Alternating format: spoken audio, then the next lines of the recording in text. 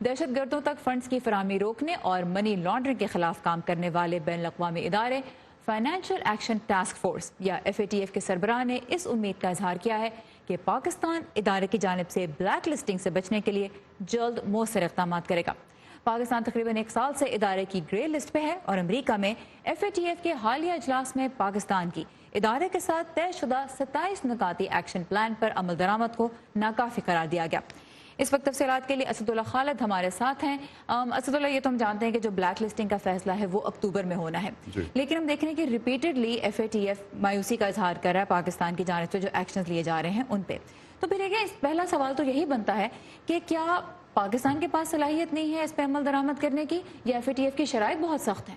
شرائط تو انہوں نے خود ایگری کی ہیں۔ میری جو FATF کے پریزیڈنٹ سے بھی مارشل بیلنگسلے سے بھی بات ہوئی ہے، اینڈ فوکس واز کہ پاکستان نے یہ ایگری کی ہیں خود، یہ جتنی ہماری بات ہوئی تھی ان سے پاکستان نے جو کہ ایگری کیا تھا، اور اسی بیس پہ ہم ان چیزوں کو آگے لے کے چل رہے ہیں۔ خاص طور پہ جب بات اب کرتے ہیں کہ اب کی کیپیسٹی نہیں ہے، تو اس پہ بھی مارشل نے کیٹیگوریکلی کہا کہ اگر کیپیسٹی نہیں ہے تو they need to develop that capacity, اور اسی کیپیسٹی کی وجہ سے FATF کے سربراہ نے جس طرح سے اور بھی کافی ساری جو ڈسکشن کی، خاص طور پہ بلیک لسٹ ہونے کے حوالے سے جو اس وقت بات چل رہی ہے کہ آپ کے ایک تو ڈپلومیٹک فرنٹ پہ آپ کو بہت زیادہ ایفرٹس کرنی ہے، اور اس کے ساتھ ساتھ آپ کو فائنینشیل فرنٹ پہ بھی، پالیسی ٹرمز میں بھی آپ کو کافی ساری ایفرٹس کرنی ہے۔ FATF کے پریزیڈنٹ نے کہا کیا بات ہوئی، let's have here to that and then will continue this. I must say with regret, they're lacking in almost every respect of their action plan. مجھے انتہائی افسوس سے کہنا پڑ رہا ہے کہ وہ اپنے ایکشن پلان کے کسی بھی ہدف کو پورا نہیں کر سکے۔ پاکستان کی جانب سے FATF کے ساتھ طے شدہ شرائط پر بہت زیادہ کام کیا جانا باقی ہے۔ پاکستان کو فروری کے اجلاس کے موقع پر خبردار کیا گیا تھا کہ وہ جنوری کے تقریباً تمام اہداف پورے نہیں کر سکا، اور اس بات پر زور دیا گیا تھا کہ وہ مئی میں ان اہداف کو پورا کر لیں۔ بدقسمتی سے پاکستان اپنے مئی کے اہداف بھی پورے نہیں کر سکا۔ اب اس ایکشن پلان کو ستمبر میں پورا کیا جانا ہے۔ FATF کا ایشیا پیسیفک گروپ جو پاکستان کی صورتحال کا جائزہ لے رہا ہے، بھارت اس کا فی الحال کو چیئر ہے، جس پر پاکستان کو تحفظات ہیں۔ میں اس بات کو مکمل طور پر مسترد کرتا ہوں کہ کوئی بھی ایک ملک فائنینشیل ایکشن ٹاسک فورس کے فیصلوں پر اثر انداز ہو سکتا ہے۔ خطے کی سیاست کا اس میں کوئی کردار نہیں ہے۔ FATF ایک ٹیکنیکل ادارہ ہے اور اس کا واحد مقصد بین الاقوامی مالیاتی نظام کی حفاظت ہے، اور ہم اتفاق رائے سے کام کرتے ہیں۔ تو آپ کے سوال کا مختصر فیصلہ ادارے کا ہے، نہ کہ کسی ایک ملک کا۔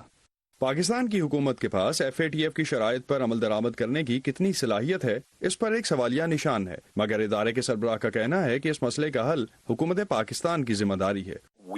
FATF نے پاکستانی حکومت کی اپنے ایکشن پلان کو پورا کرنے کی بات کو مانا ہے، اور اگر ان کے پاس اس کو پورا کرنے کی صلاحیت نہیں ہے تو ہم امید کرتے ہیں کہ وہ کم وقت میں یہ پیدا کریں گے تاکہ طے شدہ اہداف پورے ہو سکیں۔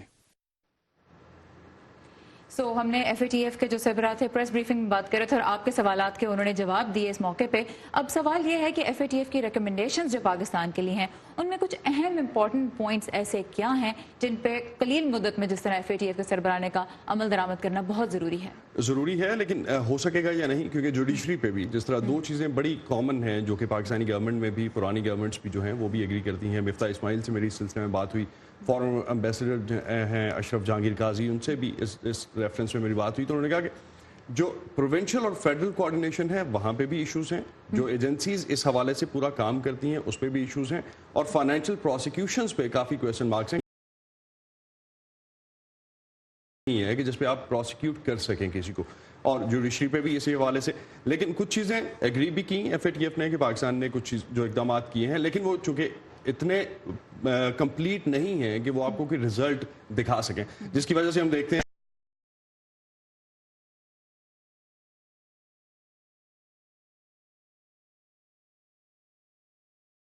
کر سکے۔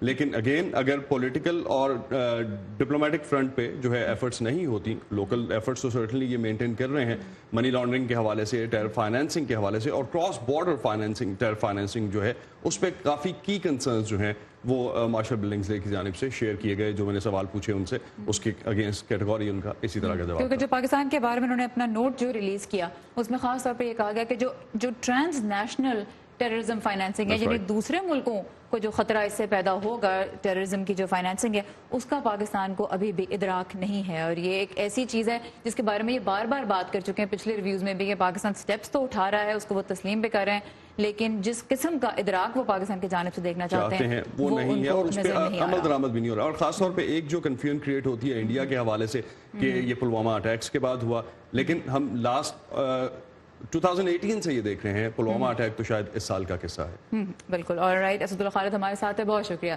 Thank you.